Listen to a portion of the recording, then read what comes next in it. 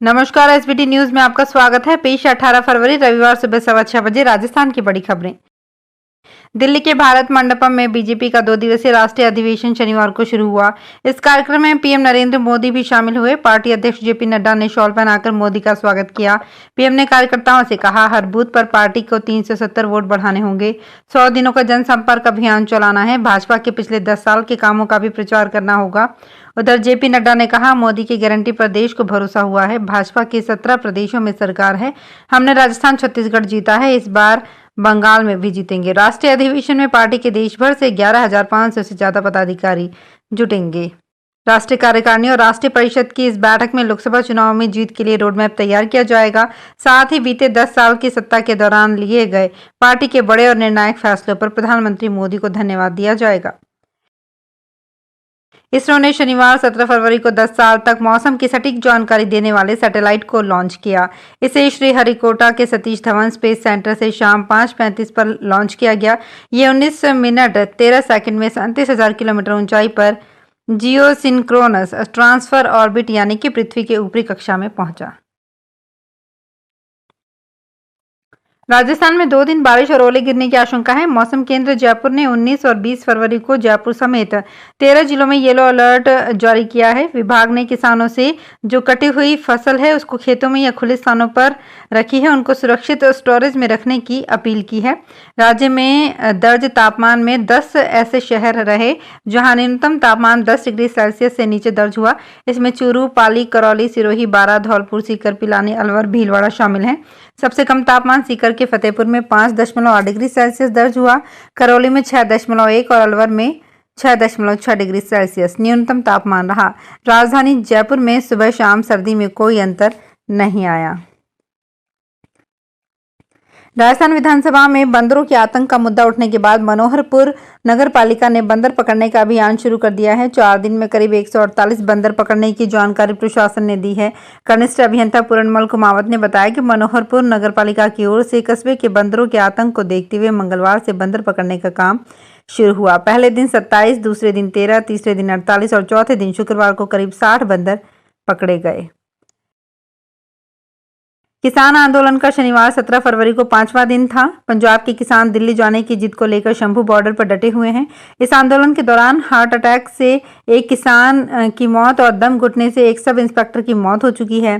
पंजाब का सबसे बड़ा किसान संगठन बीकेयू भी आंदोलन में कूद गया है। यूनियन ने शनिवार से 2 दिन के लिए पंजाब में सभी टोल फ्री करा दिए हैं। पंजाब भाजपा प्रधान सुनील जाखड़ और पूर्व सीएम कैप्टन अमरिंदर सिंह और बरनाला में बीजेपी नेता केवल ढिल्लों के घर के बाहर किसानों ने तंबू गाड़कर धरना शुरू कर दिया है। ज्ञानपीठ पुरस्कार 2023 का ऐलान हो गया है। मशहूर गीतकार गुलजार और जगतगुरु रामभद्राचार्य को यह अवार्ड दिया जाएगा। इससे पहले गुलजार को उर्दू भाषा में उनके काम के लिए 2002 में साहित्य अकादमी पुरस्कार, 2013 में दादा साहब फाल्के पुरस्कार, 2004 में पद्म भूषण और कम से कम 5 राष्ट्रीय फिल्म पुरस्कार मिल चुके हैं। माध्यमिक शिक्षा बोर्ड अजमेर की सालाना परीक्षाएं इस बार 29 फरवरी से शुरू हो रही हैं। बोर्ड के इतिहास में ये पहला मौका है जब परीक्षाएं मार्च में होने के बजाय फरवरी में हो रही हैं। आसन्न लोकसभा चुनाव इसका कारण माना जा रहा है। सीनियर सेकेंडरी और वरिष्ठ उपाध्याय की परीक्षा 29 फरवरी से 4 अप्रैल तक चलेंगी, जबकि सेकेंडरी व्यावसायिक और प्रवेशिका परीक्षाएं 7 मार्च से 30 मार्च तक चलेंगी। सुरक्षा बंदोबस्त शहरी और ग्रामीण क्षेत्र के 10 किलोमीटर परिधि में स्थित सभी परीक्षा केंद्रों के प्रश्न पत्र पुलिस थाने में शिक्षा विभाग की अलमारियों में रखे जाएंगे। राजस्थान के सलूम्बर में स्थित सार्वजनिक पुस्तकालय में मैं सावित्रीबाई फूले नाटक का संवाद कार्यक्रम हुआ। सार्वजनिक पुस्तकालय सलूम्बर में विशाखा संस्था द्वारा आयोजित इस नाटक में सलूम्बर जिले की 20 गांव के 180 किशोरियों, 25 महिलाओं और जनप्रतिनिधियों ने हिस्सा लिया। कार्यक्रम में शिरकत करते हुए सलूम्बर कलेक्टर जसमीत सिंह संधू ने बेटियों के संग जमीन पर बैठकर नाटक देखा। दरअसल जसमीत सिंह संधू की सादगी का पूरा सलूम्बर जिला कायल है।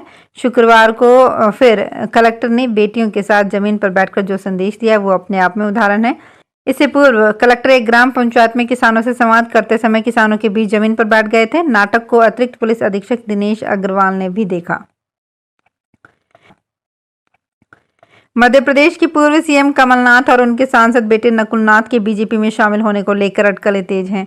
इस बीच कमलनाथ नकुलनाथ के साथ दिल्ली पहुंच गए हैं। दिल्ली पहुंचने पर कमलनाथ ने बीजेपी में जाने के मीडिया के सवाल पर इनकार नहीं किया। उन्होंने कहा कि आप सभी उत्साहित क्यों हो रहे हैं, ऐसा कुछ होता है तो मैं आप सभी को सूचित करूंगा। राजस्थान के सीएम भजनलाल शर्मा दिल्ली में लगातार केंद्रीय नेताओं से मुलाकात कर रहे हैं। सीएम भजनलाल शनिवार को सबसे पहले केंद्रीय मंत्री कैलाश चौधरी से मुलाकात करने पहुंचे। इसके बाद संसदीय कार्य मंत्री प्रहलाद जोशी, वित्त मंत्री निर्मला सीतारमण, अनुराग ठाकुर और गजेंद्र सिंह शेखावत से भी मुलाकात की। महाराजा गंगा सिंह यूनिवर्सिटी से स्नातक करने वाले और पूर्व में कर चुके लाखों स्टूडेंट्स को किसी काम के लिए बीकानेर नहीं आना पड़ेगा। यूनिवर्सिटी ने नवाचार करते हुए 2012 से अब तक के अधिकांश रिकॉर्ड अपनी अधिकृत वेबसाइट पर उपलब्ध करा दिए हैं, जिससे ऑनलाइन आवेदन करने पर ये घर पर रजिस्टर्ड डाक से उपलब्ध हो जाएगा। परीक्षा नियंत्रक प्रोफेसर राजाराम चोयल ने बताया कि कुलपति मनोज दीक्षित के प्रयासों से अधिकांश रिकॉर्ड ऑनलाइन हो गया है। अब यूनिवर्सिटी की विभिन्न परीक्षाओं में शामिल हो रहे और पूर्व में हो चुके स्टूडेंट्स को वर्ष 2012 से 2023 तक की परीक्षाओं की सर्टिफाइड या डुप्लीकेट मार्कशीट एवं माइग्रेशन प्रमाण पत्र विश्वविद्यालय की साइट पर उपलब्ध है।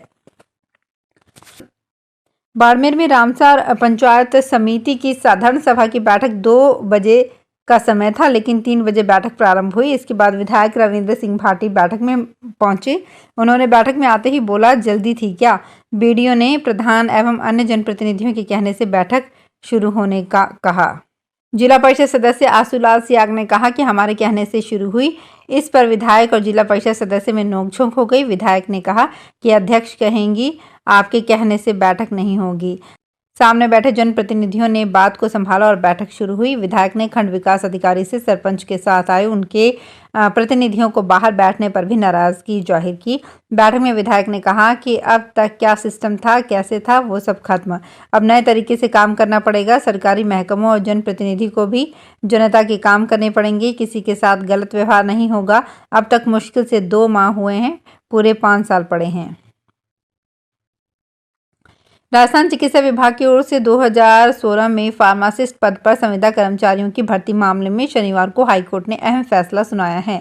हाईकोर्ट ने विभाग की इस भर्ती में दिव्यांग कोटे के लिए अलग अलग नियमों को गलत माना है। एक दिव्यांग अभ्यर्थी को इस भर्ती के 7 साल बाद ज्वाइन करवाने का आदेश दिया है। दरअसल बलदेव नगर जोधपुर का याचिकाकर्ता राजेश चौधरी की ओर से एडवोकेट यशपाल खिलेरी ने साल 2016 में रिट याचिका लगाई थी। याचिका में बताया गया था कि 28 जनवरी 2016 को चिकित्सा विभाग की ओर से फार्मासिस्ट के 591 संविदा पदों पर भर्ती निकाली गई थी।